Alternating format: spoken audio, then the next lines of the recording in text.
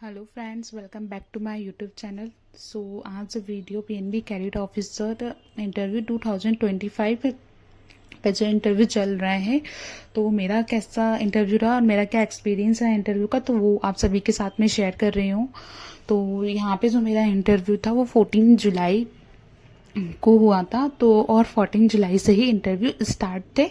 तो मेरा first day ही interview था। तो यहाँ पे मेरा जो इंटरव्यू नोएडा के एसटीसी उधर हुआ था, दिल्ली हेडक्वार्टर है, लेकिन वहाँ के नोएडा एसटीसी में हुआ था और वहीं होता है पीएनबी कैडेट ऑफिसर का इंटरव्यू। सो तो यहाँ पे जो इंटरव्यू जो है कि हमारी जो एंट्री थी वो 8:30 तक स्टार्ट हो गई थी। तो 8:30 के बाद सबको एंट्री देने के बाद 9 बजे तक सब लोग ऑडिटोरियम वगैरह में बैठ गए। फिर इसके बाद उन्होंने कमेटी वाइज सीट रखी थी, तो उस पर अपन को सिग्नेचर करना होता है। अटेंडेंस शीट होती है वो, तो उस पर सिग्नेचर वगैरह किए और एक सिविल कंसर्न फॉर्म होता है, उसको फिल करना होता है। तो वो सब फॉर्म वगैरह फिल करने के बाद सब लोग बैठ गए और एक इंटरव्यू थे जो स्टार्ट हो गए थे। 10 बजे से इंटरव्यू स्टार्ट हो गया था। सबका अटेंडेंस शीट वगैरह होने के बाद 10 बजे से डीबी और इंटरव्यू स्टार्ट हो गए थे।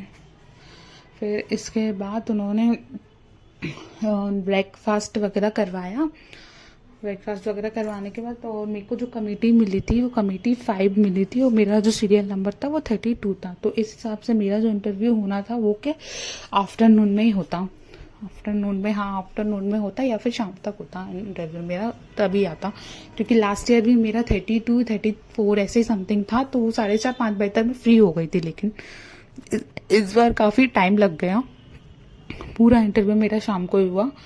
तो यहाँ पे बस सबका इंटरव्यू फिर मेरी तनाई 5 बजे मेरे को डीबी के लिए नाम बोला गया। फिर वहाँ पे डीबी के लिए अंदर गए। फिर वहाँ पे डीबी वाले रूम में वो सर ने बोला कि आप पहले बायोमेट्रिक वगैरह करवा लो, फिर आपके इसके बाद आप वो करवाना, वहाँ डीबी होगा। तो बायोमेट्रिक करवाने के बाद डीबी की प्रोसेस हुई, डीबी वगैरह सब अच्छे से हो गया था, कोई दिक्कत नहीं आई थी डीबी में, सब इजीली हो गया था। फिर इसके बाद बाहर रूम में हॉल है, उधर पे एक वेट करना होता है, क्योंकि वो लाइन वाइज जो गार्ड रहता है वो नाम बोलते हैं, अनाउंस करते हैं, फिर उसके बाद सब अंदर जाते हैं। बाहर वेट किया, वेट करने के बाद जैसे ही मेरा टर्न आ गई फिर मैं गई, थोड़ी देर तो बाहर बैठे रहे वो लॉबी में। फिर इसके बाद अंदर गई तो फिर सब सही था, सब अंदर गई बैठने को, उनको बैठने को उन्होंने बोला ठीक है। तो सर इसके बाद उन्होंने बोला कि मेरा नाम लिया, सो भावना यादव। हाँ जी सर। तो फिर उन्होंने बोला अपने बारे में बताइए। तो मैंने अपना इंट्रोडक्शन दिया और वहाँ पे जो मेरे जो पैनल मेंबर थे वो 3 थे, एक हेड सर थे, एक मैम थी और एक सर थे। एक जो सर थे वो सब कुछ मतलब लिख रहे थे, सब वो नोट वो ही कर रहे थे, ठीक है। तो फिर उन्होंने मुझसे पूछा कि आपका एमबीए कब हुआ, तो मैंने बोला सर 2021 में हुआ। तो उन्होंने बोला कि आपने क्या किया इतने साल तक। तो मैंने बोला सर मैं बैंकिंग एंड इंश्योरेंस एग्ज़ाम की प्रिपरेशन कर रही थी। तो उन्होंने इतने साल प्रिपरेशन, थोड़ा उन्होंने ऐसे बोला शौक होके कि इतने साल प्रिपरेशन। तो फिर मैंने बोला हाँ सर थोड़ा सा टाइम लग गया। और मेरा जो इंटरव्यू था वो प्रॉपर पूरा हिंदी में हुआ था, मतलब हिंदी और इंग्लिश दोनों मिक्स ही था। इंग्लिश और लैंग्वेज कोई बैरियर नहीं है इंटरव्यू में, आप दोनों ही लैंग्वेज यूज़ कर सकते हो। तो फिर मैंने उनको सब बताया कि ये ऐसा ऐसा हुआ है कि मेंस में मेरा कुछ मार्जिन से रुक गया है, इतने टाइम से जो प्रिपेयर कर रहे हैं। अगर वो पूछ रहे हैं कि आप इतने टाइम से क्या कर रहे हो, तो आप उनको पूरा बताओ कि हम देखो, कोई भी अगर अपने लाइफ के 3-4 साल किसी भी चीज़ में लगा रहा है तो वो उसके लिए कुछ तो मायने रखती होगी ना, तभी तो वो लगा रहा है अपना टाइम उस चीज़ में। तो आप पूरा बताओ उनको कि सर ऐसा ऐसा हुआ है, इतने एग्ज़ाम में प्रिपेयर हुई हूँ और ये मेरा सेकंड इंटरव्यू है पीएनबी का। लास्ट टाइम भी मैं अपेयर हुई थी इंटरव्यू में। तो फिर मैंने उनको बोला कि अच्छा करके उन्होंने ऐसा बोला कि ठीक है। फिर वो मैम से बोलते हैं कि आप क्वेश्चन पूछे। तो मैम ने मुझसे कैश फ्लो स्टेटमेंट पूछा था। तो कैश फ्लो स्टेटमेंट मैंने सब कुछ बताने के बाद फिर उन्होंने बोले जीपीएनपी पूछा। जीपीएनपी के बाद इसके बाद उन्होंने मुझसे पूछा कि वो ये सब कुछ कहने के बाद सर ने मुझसे पूछा कि एसेट्स और लायबिलिटीज़। तो एसेट्स और लायबिलिटी तो मेरे को थोड़ा सा लगा कि करंट लायबिलिटीज़ वगैरह पूछती हूँ, करंट लायबिलिटीज़ बताने लगी उनको, एसेट्स और, तो उन्होंने नहीं नॉर्मल एसेट्स और लायबिलिटीज़ बताइए। तो मैंने कहा ठीक है सर। तो फिर मैंने एसेट्स और लायबिलिटीज़ बताई उनको, उसकी एग्जांपल वगैरह दिए। तो उन्होंने बोला ठीक है। फिर इसके बाद उन्होंने फिर मुझसे पूछा कि आपका ये कौन सा इंटरव्यू है। तो मैंने बोला, कहने लगे इससे पहले कोई इंटरव्यू दिया है? हाँ, मतलब कितने कितने कितने इंटरव्यू दे चुके? तो मैंने बोला सर ये तो मेरा सेकेंड ही इंटरव्यू है। तो कहते अच्छा कोई बात नहीं, बोले कि अच्छा कोई बात नहीं। तो फिर उन्होंने बोला कि ठीक है। तो ऐसे ओवरऑल इंटरव्यू मेरा 6 to 7 मिनट चला है, 6 to 7 हाथ में ही चला है। मैंने देखा 6 to 7 मिनट चला है।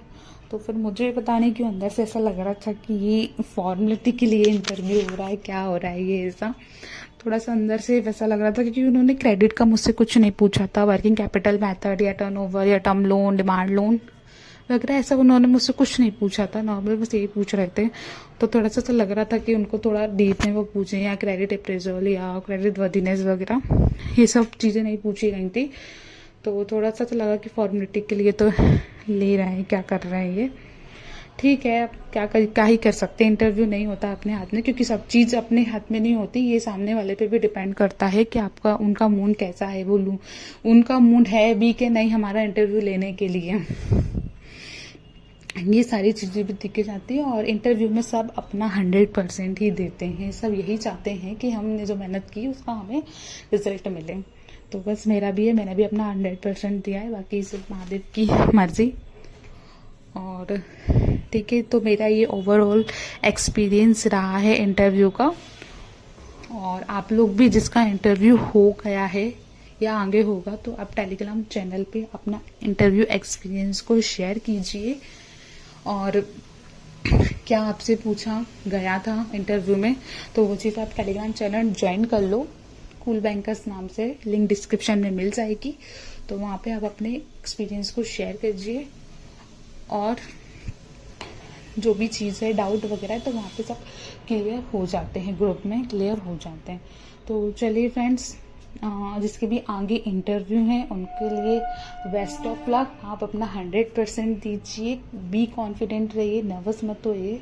कॉन्फिडेंट रहते हैं तो चीज़ें अच्छे से होती हैं, उनके क्वेश्चंस को हम सुनते भी हैं अच्छे से और आंसर भी अच्छे से देते हैं, मतलब बिना हिचकिचाए आंसर अपन उनको दिए जाते हैं। सो यही है मेरा इंटरव्यू एक्सपीरियंस। आप अपना इंटरव्यू एक्सपीरियंस शेयर कीजिएगा। और वीडियो अच्छा लगा है तो please do subscribe my channel and thank you so much.